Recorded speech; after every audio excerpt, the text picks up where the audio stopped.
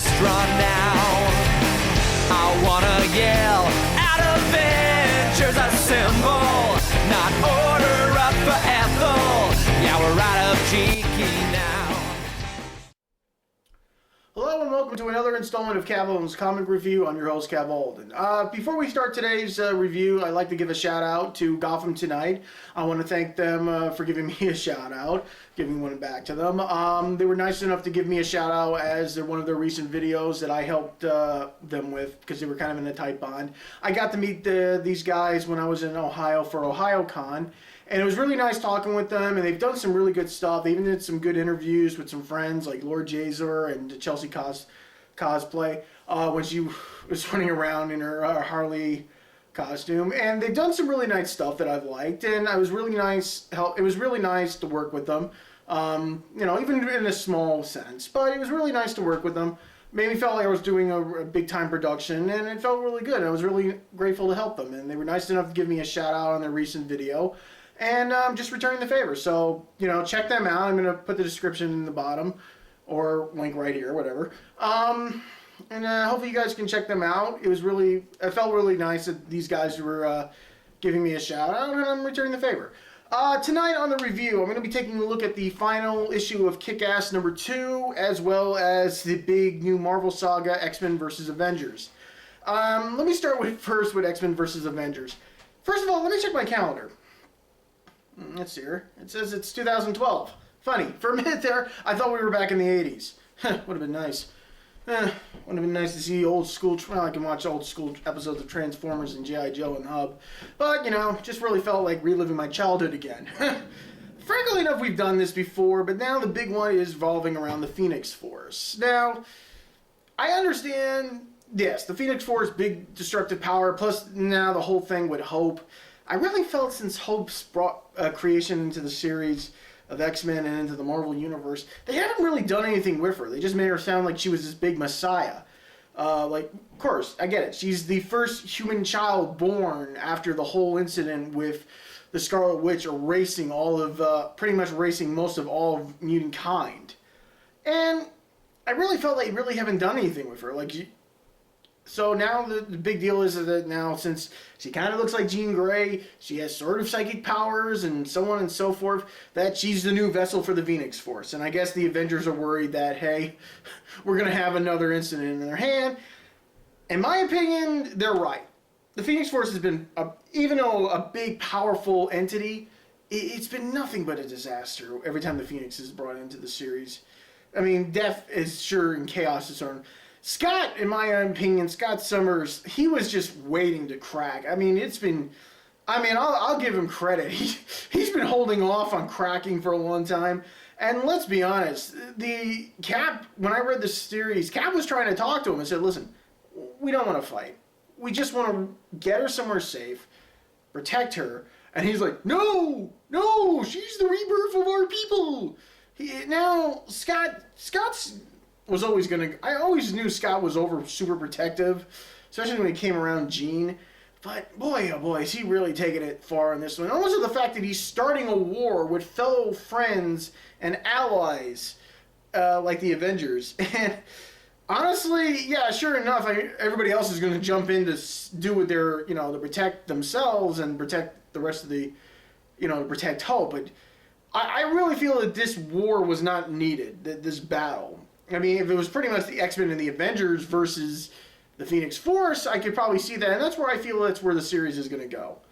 I've already picked up round 1 and 2, and it's, in my opinion, sides will be drawn, alliances may be broken, and I think that's what I feel Marvel was. They're trying to stir things up and back into the superhero community again, sort of like how Civil War did.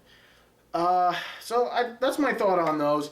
I don't know. I'll keep reading the rest to see how it goes so far, but I really feel this is just going to end up being, okay, we fought, but then we realized this was a dumb idea, and then, in my honest opinion, I really hope Cyclops gets his in the end, because I never really cared for Cyc. I've never really cared for him as a character. I've always found him to be a goody two-shoes at some point, way too much, and almost to the fact that he's been like, Gene, I miss me, Gene, and, it's just big baby.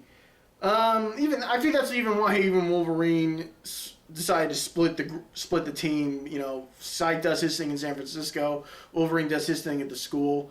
You know, because he really feels that Psyche has lost touch with everything. You know, and we'll see how that. Kick-Ass #2. Let me first off say right this. I really do hope when they make the Kick-Ass 2 sequel that it's just like this comic. I understand that there might take a few things out, like the brutality, the blood, and the gore, but honestly, I feel that even though I like the first Kick-Ass movie, I really feel that what needs to be in the second one is all that uncensored blood, gore, and violence. I mean, we need to see that. Let's face it, the first Kick-Ass was kind of brutal, you know, especially seeing the kid getting knocked around repeatedly and all that. But I really feel that this one, and honestly, in my anticipation of the book, the ending part of the book was just what I wanted. A big clash between wannabe superheroes and wannabe supervillains going at it in Times Square in New York, beating the living shit out of one another.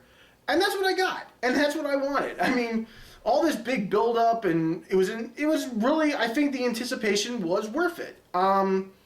I really like to see what they're going to do, because it looks like they're leaving it open for a third book, which I kind of would like to see, because that's how they left it open.